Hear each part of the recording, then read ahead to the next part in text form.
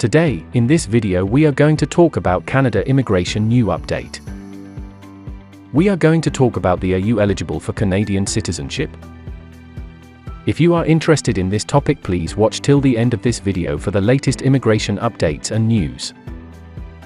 Please like this video, subscribe to the YouTube channel, and don't forget to hit that notification bell icon. Let's get into the video.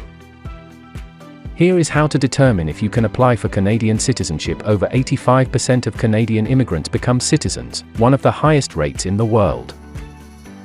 The benefits of Canadian citizenship include being able to live permanently in one of the world's most peaceful and economically, socially, and politically stable societies, enjoying one of the world's most powerful passports, and having the right to vote, among a host of other advantages. It thus comes as no surprise that hundreds of thousands of permanent residents apply to become Canadian citizens each year. There are several conditions you need to meet in order to become eligible for Canadian citizenship. 1. Be a permanent resident.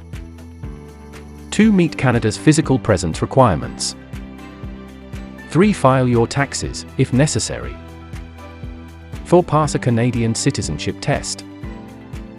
5. Prove your language skills. Permanent resident status. Irrespective of your age, you must hold Canadian permanent resident status if you wish to apply for Canadian citizenship. This means you are not under review for immigration reasons or fraud, are not subject to a removal order, and have unfulfilled conditions relating to your permanent resident status. Example, you have not completed a medical screening. You do not need to have a valid PR card to apply for citizenship and are able to apply with an expired PR card. Canada's physical presence requirements. You must have been physically present in Canada for at least 1,095 days, 3 years during the 5 years before the date you sign your Canadian citizenship application. Immigration, Refugees and Citizenship Canada encourages you to apply with more than 1,095 days of living in Canada, just in case there is a problem with your calculation. Those who resided as temporary residents or protected persons in Canada prior to becoming permanent residents can calculate some of that time towards their residency requirements.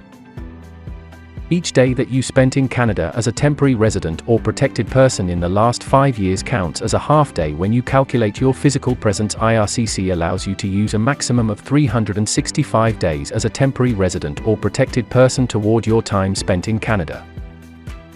Temporary residents include visitors, students, workers, or temporary resident permit holders. Protected persons are those who were found to be in need of protection or a convention refugee by the Immigration and Refugee Board, or who received a positive decision on a pre-removal risk assessment from IRCC. Generally speaking, time spent outside of Canada does not count towards your physical presence requirements, but there are some exceptions. For example, permanent residents who work in the United States may be able to count days spent in the US towards their physical presence requirement as long as they reside in Canada and return to Canada for at least part of the day. File your taxes, if necessary. Filing taxes in Canada for at least 3 years within the 5 years before you apply for citizenship may be a requirement. Even if you lived in Canada for only part of a year, you may be required to file an income tax return if you 1. Have to pay tax for the year. 2. Want to claim a refund. 3. Want to get benefit and credit payments. 4. Pass a Canadian citizenship test. Those aged 18 to 54 on the day they signed their Canadian citizenship application must take a citizenship test on the rights and responsibilities of Canadians. Canada's history, geography, economy, government, laws, and symbols. The test is 30 minutes long in English or French, contains multiple choice and true or false questions, and has a pass mark of 15 out of 20. Prove your language skills. Those aged 18 to 54 must also show they can speak and listen to English or French at a specific level. This entails demonstrating you meet the Canadian language benchmarks level of 4 or higher. IRCC assesses your language proficiency in a number of ways, such as 1. Reviewing the evidence you submit with your application. 2. Noting how well you communicate with citizenship officials during the application process. 3. Assessing your language skills during a hearing with a citizenship official, if necessary.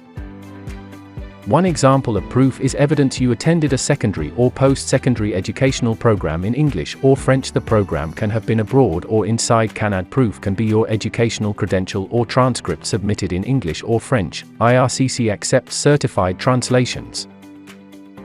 IRCC also accepts the results of an English or French language test you have completed, for example, as part of your Canadian permanent residence application, or completed a language training program in Canada.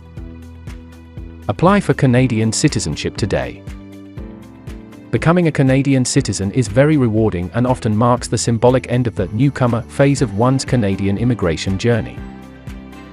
Once you become a Canadian citizen, you can enjoy a variety of perks and continue to make meaningful contributions to Canada's economy and society. You are welcome to contact Cohen Immigration. Hopefully the details and information is presented in this video is helpful.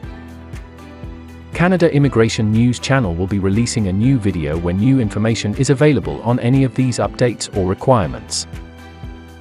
If you have not subscribed, please like this video and subscribe to the channel. Don't forget to click on that notifications bell icon. See you sooner in next new immigration video.